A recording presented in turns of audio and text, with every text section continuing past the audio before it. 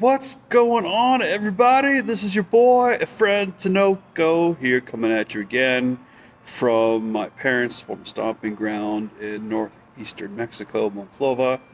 Uh, anyway, again, of course, here to tell you what you need to hear, not what you want to hear. Uh, so this edition of Hispanic Heritage Month is coming from the former provisional capital of the unified state of Coahuila in Texas. Oh, by the way, specifically, I'm at the swimming pool for the holiday in Calionchis of Monclova, chilling by the pool, living a good life. I lost my parents, one not so recently, one kind of recently. See, lost my dad in '01 and lost my mom in 2016, November 2016. They were both born here. I would come here a lot as a kid, once or twice a year. They'd hop us in a van and drive from Memphis to Monclova, two relatively short days of trip because we're not far from the Texas border with Laredo or Eagle Pass. So there you have it. There you have it. So I am not any stranger to this place at all. At all. I'm one of these folks. And I think, may they rest in peace also, I think that to know that their son is staying at this five-star hotel in their little podunk town is to visit and redo the bonds of family, extended family would be, I think they'd be very satisfied with that.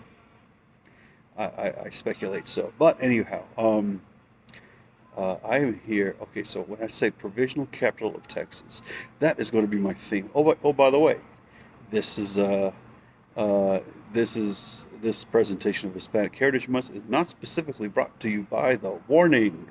The Warning is my new favorite rock and roll band, based out of Monterrey, which is the big city in which I landed to get here by bus. MTY is the airport. You can come here by going to Monterrey from a place like Memphis from on either Delta, American, or United. So it's a big city for sure. And lots to do if you're a business person, for sure. I am in Monclova. Monclova is, I would say, if the populated area of the state of Coahuila, which is south of the Big Bend area of Texas and Mexico, south and east, I would say the eastern flank is a populated area. You would go to the border crossings at Acuna slash Del Rio or Eagle Pass slash Piedras Negras, and go straight south, and that would be the road all the way to Mexico City. But 2.5 hours down that road would be here.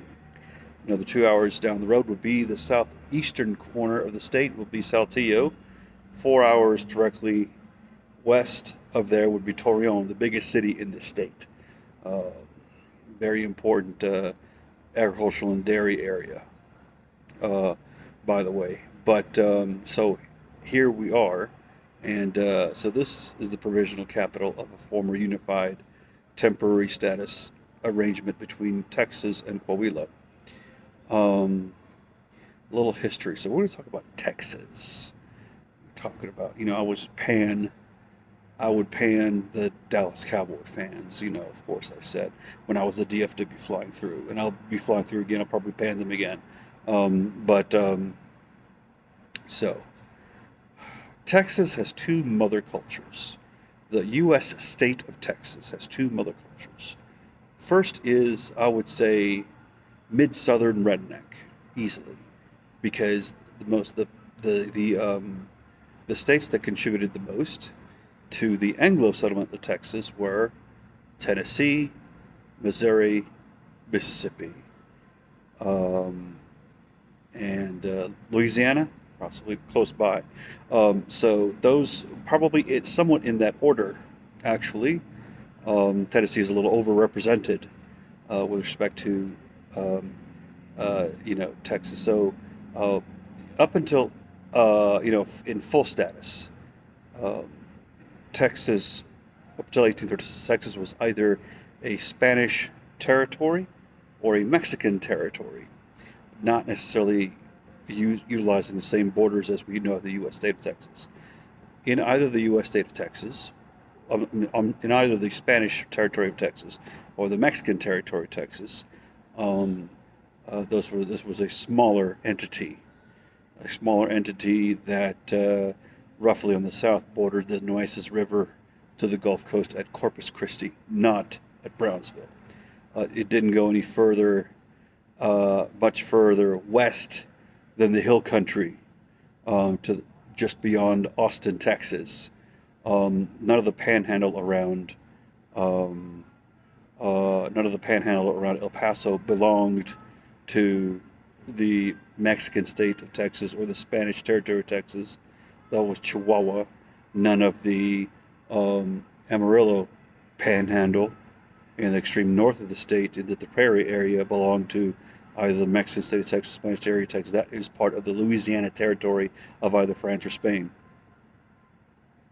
So when, so anyway, this was a probably a, so Texas with in its Mexican or Spanish incarnation was in fact a a state that was half the area of the present state of Texas. So Texas has two major mother cultures. As I said, first one was, let's say, the redneck culture of the mid-southern United States. The other one was the North Mexican culture, basically the extension of where I am standing right now. When you see a lot of folks in, not every Mexican immigrant you will see in Memphis be of the cowboy type.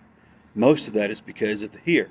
Most because we basically, in fact, if you look at cowboy lore, um, they walked into a place where the culture was so predominantly, Mexican rural cattle cattle herding oriented, that they didn't even change the names.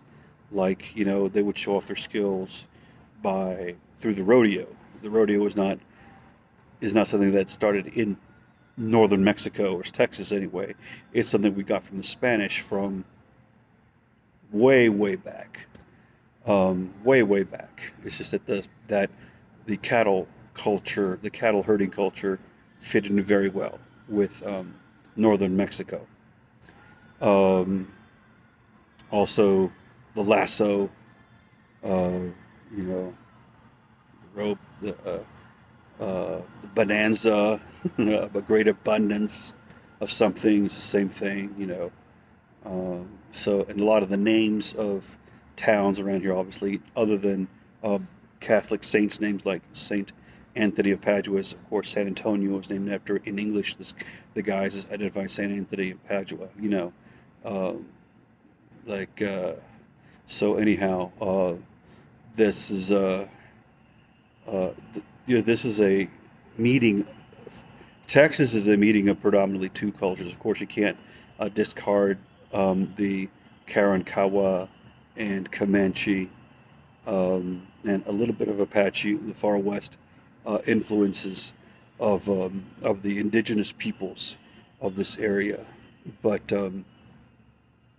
and right here, where I'm standing, where there was Coahuila, is named after a very, very well. It was named probably by its people, by its indigenous people, the Coahuiltecas.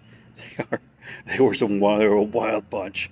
The Coahuiltecas were a very, very wild bunch. I mean, they held the Comanches at bay at the north, and the Aztecs at bay at the south, and they so they had their little thing going, in the middle of nowhere out here, and nobody could mess with them. I thought that, kind of remarkable that they held their own. Um, but first of all, the Comanches were terrifying. The Comanches were absolutely terrifying as a native people, as you probably, if you've studied the matter. But and so those guys were basically the indigenous peoples of Mexican and Spanish Texas, except for the Bayou area of southwestern Louisiana, which was part of Spanish Texas prior to, at the, prior to the renegotiation of territorial borders after Louisiana purchased that. So this is the daddy culture. Okay, North Mexican is the daddy culture of Texas, and the circumstances around the the uh, settlement of Texas by Anglos in the 1830s were rather contested ones. Um, there was a big debate in the 1820s going on in Mexico City because um, I forget Stephen F. Austin's um, daddy would try and negotiate settlement rights by Anglos into Mexican Texas. Uh, and then Stephen F. Austin's daddy died, so Stephen F. Austin can continue this. Okay, okay, okay. Yeah, I guess so. I mean, because they were worried about the expansionism. They were actually very, some people were very, this was a very hard debate in Mexico City to allow Anglo Republicans to come into, I mean, Republicans with a small r, not Republican Party, but um, to get them to settle into Mexican territory. Well, of course, those were proven right. Um, so much so that when there was an overabundance of people who crossed over illegally in the 1830s from the states that I had mentioned before, in other words, there was an arrangement called not the Impresario, but the Impresario program. Impresario means businessman. So these business impresarios are people who would actually arrange and hand out grants, relatively cheap grants of land to settlers that fit certain criteria. They favored families uh, from the U.S. They favored Catholicism. They conditioned upon the adoption of the Spanish language, Catholicism, uh, swearing of oath to New Mexico, of course, and you didn't bring an abundance of weapons, and you didn't bring slaves. Those things were, of course, especially after the um, Revolution of Independence, were not part of the plan. Basically, the Revolution of Independence against Spain, which finished in 1821, settled the settled the slavery question, and the slavery question was because of only the Spanish-born whites were able to, and not even many of the Mexican-born whites or the new Novo Hispanic, the new Spain whites. You could be Cuban or Honduran or Guatemalan, and you didn't necessarily own slaves, so of course they let it they made that reform. But these guys were bringing their slaves over from Tennessee, Mississippi, Missouri, Louisiana, and which was not cool. Not cool at all. Not cool at all, especially with Mexicans on it. But but there was but there were so many. It were 2-1, a 2-1 or 3-1 outnumbering of Anglos, both legal and illegal. In other words, they bypassed the impresario program. They settled anyway, and just camped out on land that was unoccupied by either legally registered by an impresario or Mexican Texans, and so 3-1 they outnumbered the Mexican settlers because this is a settlement, the territory. It didn't have voting rights, which is another thing. So there was no political representation by either Mexicans or Mexican Texans or Anglo Texans. Um, and the Anglo Texans couldn't actually didn't have any standing at all because they didn't have any claims to land, so they didn't have any claims to having for any kind of legal recourses.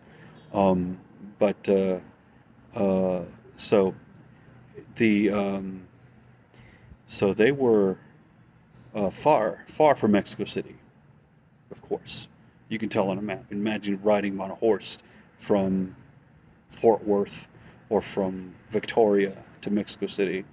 Um, but um, anyhow, so the so in order to quell the in order to appease the restless folk of most of the Anglo settlers, they unified Texas and Coahuila temporarily as a state.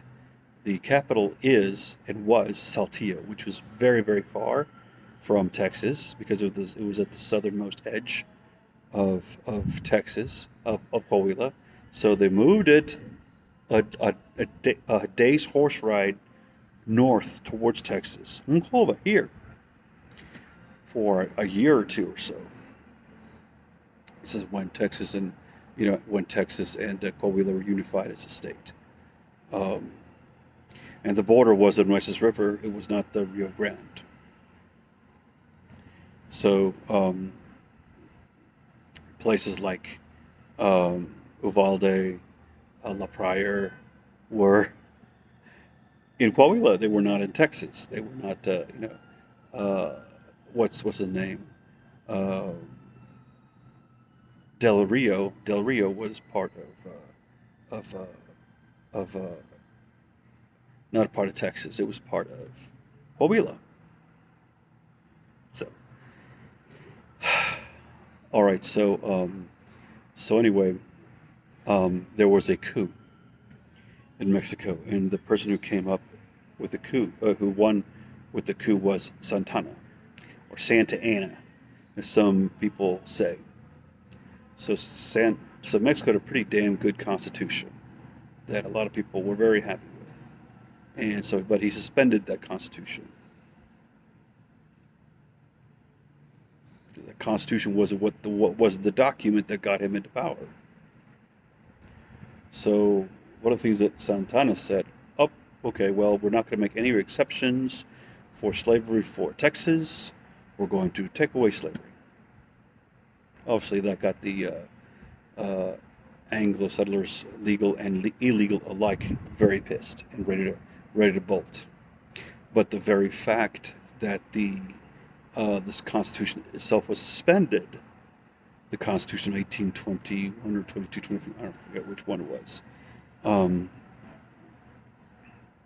the very fact that the Constitution was suspended, which was what I believe the Constitution that would have resulted from the dissolution of the Mexican Empire in 1823 when a republic was formed. Um, the that Constitution, of course, that got the Tejanos, the Mexican Texans, on the same side. There was no breakaway unless the Tejanos did, because they were the ones with the most standing to revolt. You know, the let's say if the Anglo Texans wanted to revolt, it would have been the illegals that could not defend their claims to their land, the ones who were legally registered to own the land and had deeds, because they followed the path of the impresarios. They would have just like, y'all shut up, be quiet. We got deeds, man. Like, you screwed it up for us. Like, forget y'all, And so they got all these three segments in the same side, though, when the Constitution was suspended. So and because without the without the Tejanos, there would have been no rebellion. Um, the Mexican Texans, that is. Um, so Texas rebelled, um, and it was not the only uh, state that rebelled. There, in fact, um, as part of present-day Texas, the Southern Disputed Territory was part of the I forget the name of the amalgamation, the states of Nuevo Leon, Tamaulipas, and Coahuila, where I am now. Got together as the Rio Grande Republic, and broke off away. Yucatan broke off. Zacatecas, a big silver mining area in the central part of the city, of the country, the mountainous silver mining area broke off. One of my grandparents is from there. Um, and so Santana went on a grand tour through Yucatan, and snuck his way around to all these rebellious places and basically, you know, massacred people um, all the way around. But that was not an international concern. It did not become an international concern until he practiced the same massacring in Texas, because most of the subjects of his massacres were um, U.S. citizens, even though they were extraterritorially and illegitimately placed for the most part. So, against the advice of his best generals, he had some good generals. Santana Mexico was no slouch militarily by any means. Um, uh, who said, no, let's take these people prisoner. I mean, think about it. Um, what if Santana had kept prisoners as bargaining chips and sent them into labor camps? What would that have done? He, you know, if he were smarter about everything he did after coming into power, Mexico would be the border with Mexico in the United States. Let's say for Memphis, Memphis would be looking across from that Whataburger at Texarkana, Arkansas, into Mexico. 4 hours away from Memphis would be the border. It'd be like it would be like Waco, Texas. Memphis would be in the same place as Waco, Texas is now relative to the international border. But because there would be Mexico uh, would have had a little more time to grow and consolidate its population and not blow its treasury and on a war and defend a large territory, I think. But these are the mistakes of tyrants. These are mistakes of people who are selling themselves, who sell out to their ambitions or their egos. And when I explain to Mexicans about, who is this Trump, this guy, how did he? Well, he came up the same way Santana did, and he had the same methods of Santana, and he has the same capabilities of monstrosity as Santana. And so that's how we explain him that's how I explain him to Mexicans. And he's willing to sell out like Santana, the same way. So I, I gave this to explain. I explained this because the history. This is not the only deep connection between Hispanic America and Anglo America, especially within the 48 states. Um, History between Latin America and the United States is very woven together on many, many, many hemlines, for sure. And when you appreciate that, more, you realize that we are not foreigners in this land, as I expressed on my discussion in New Spain. So, anyway, this is my talk specifically about some circumstances around the history of the state of Texas, which I look over to the north, 2 hours away from where I'm at right now, and see it for what it is. So I hope that you see it for what it is as well, and not a very glamorous history, but a real one. And again, telling you not necessarily what you want to hear, but what you need to hear. and I will be back to you as I return back to the United States uh, as my trip is coming to a close. Again, this is Efrain Tinoco from North Memphis, coming at you from North Mexico. Adios.